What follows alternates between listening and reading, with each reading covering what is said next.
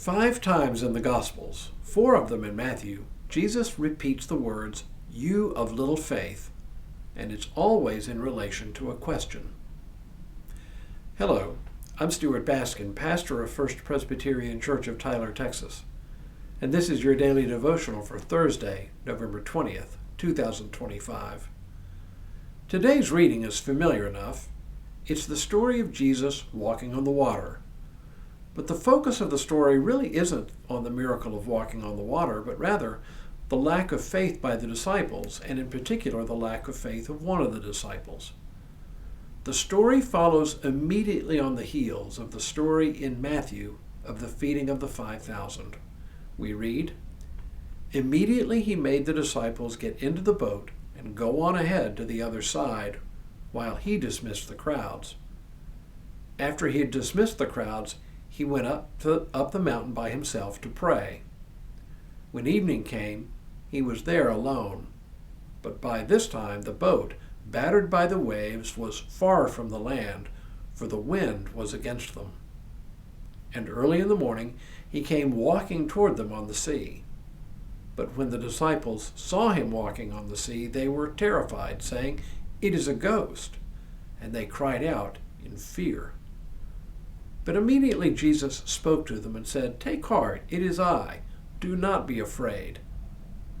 Peter answered him, 'Lord, if it is you, command me to come to you on the water.' He said, 'Come.' So Peter got out of the boat, started walking on the water, and came toward Jesus. But when he noticed the strong wind, he became frightened and began to sink. He cried out, 'Lord, save me.' Jesus immediately reached out his hand and caught him, saying to him, 'You of little faith, why did you doubt?'"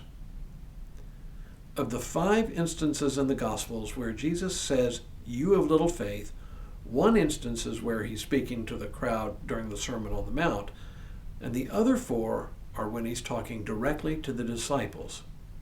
And in every case, it is a rebuke, sometimes gentle, sometimes sharp, for his followers' inability to have full and complete faith in him and his abilities. A couple of things to notice here.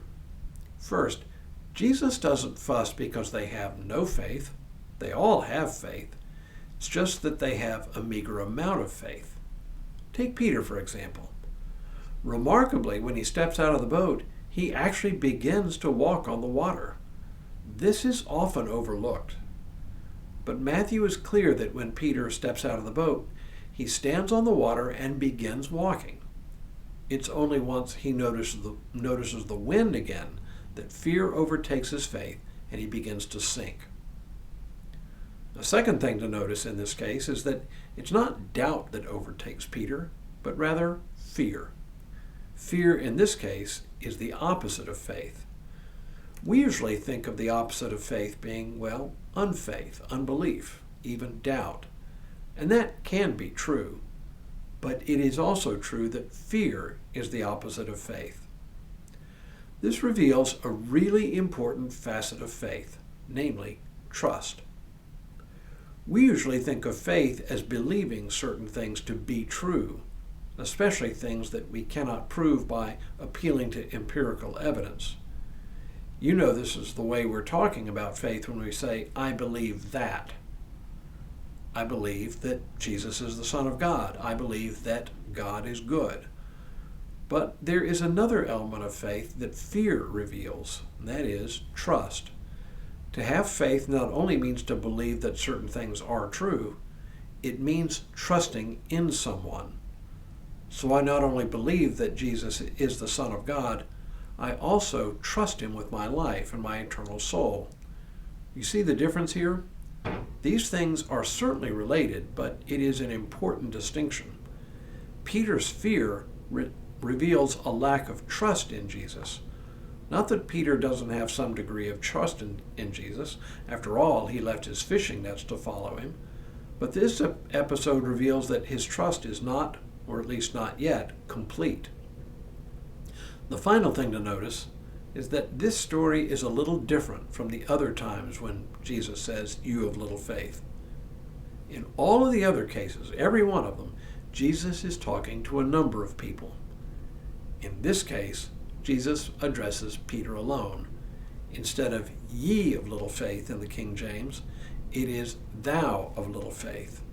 It is singular. It is more personal. And it speaks to each one of us personally. As usual, I take some level of comfort from this story because it reminds me that when my faith wanes and when my trust is low, I am still in good company. For if the disciples, and even Peter himself, can be scolded for having little faith, I know that I am not lost. And that's pretty good news to me. Now may God continue to bless you and keep you in all that you do this day and in all the days ahead.